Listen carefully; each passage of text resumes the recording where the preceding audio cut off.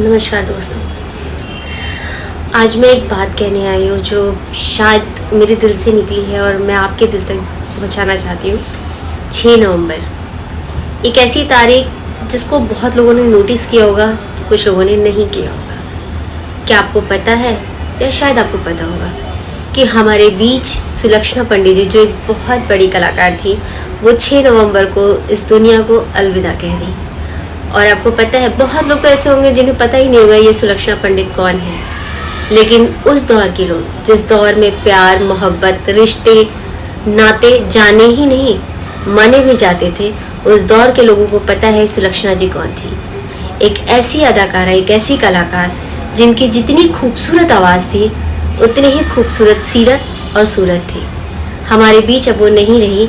बहुत सारे दर्द, बहुत सारे गम को उन्होंने अपने दिल में समेटा और इस दुनिया से अलविदा कह दिया।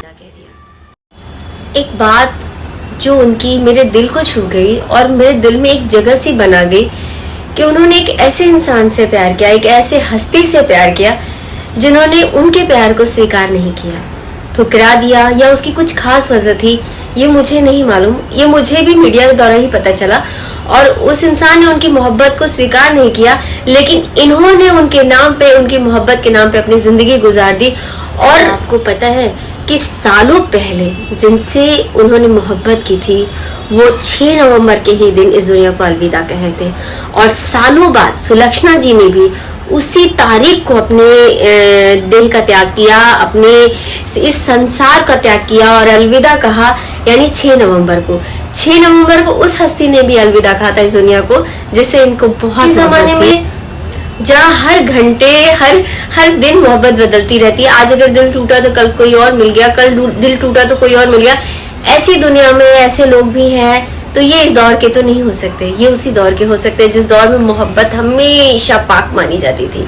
और उससे भी बड़ा रिश्ता, जहाँ रिश्तों की कद्र नहीं होती, भाई भाई नहीं होता, बहन बहन नहीं होती, माँ बाप नहीं होते, ऐसे दौर के, ऐसे इस समय के दौर में उनकी बहन विजेता पंडित जी जो सारी उम्र उनके साथ रही, हमेशा मतलब उनका साथ दिया, हर हाल में उनका साथ दिया और एक बहन होने का फर्ज अदा किया, बहन से बढ़कर फर्ज अदा किया। ऐसे रिश्ते भी आज के दौर में मिल जाए बड़ी बात है।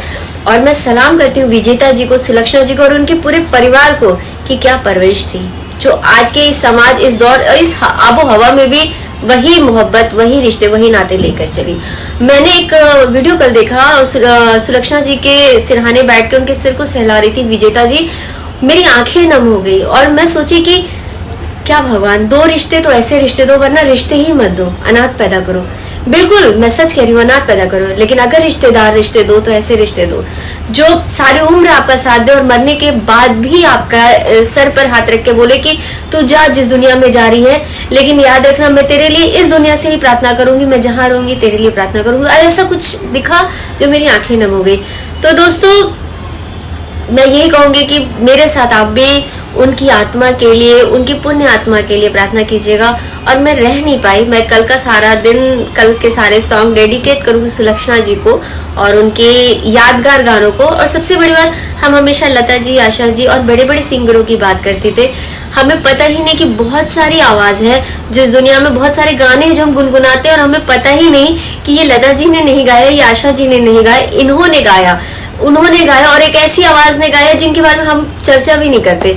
तो ऐसा ही कुछ गीत लेके मैं आऊंगी जो सुलक्षणा जी की आवाज में होगी और सुलक्षणा जी के ऊपर फिल्माई गई होगी, कल मैं लेकर आऊंगी। फिलहाल मैं पूरे दिल से उनको श्रद्धांजलि देती हूँ और उनसे यही कहती हूँ कि आप जहाँ भी रहिए इस दुनिया में अपने जैसे लोगों का होने का, बनने का आशीर्वाद दीजिए। आप सारे दर्द को लेके ऐसी दुनिया में चली गई, ईश्वर करे आप उस दुनिया में सारे गम, सारे दर्द से परे रहें। नमस्कार।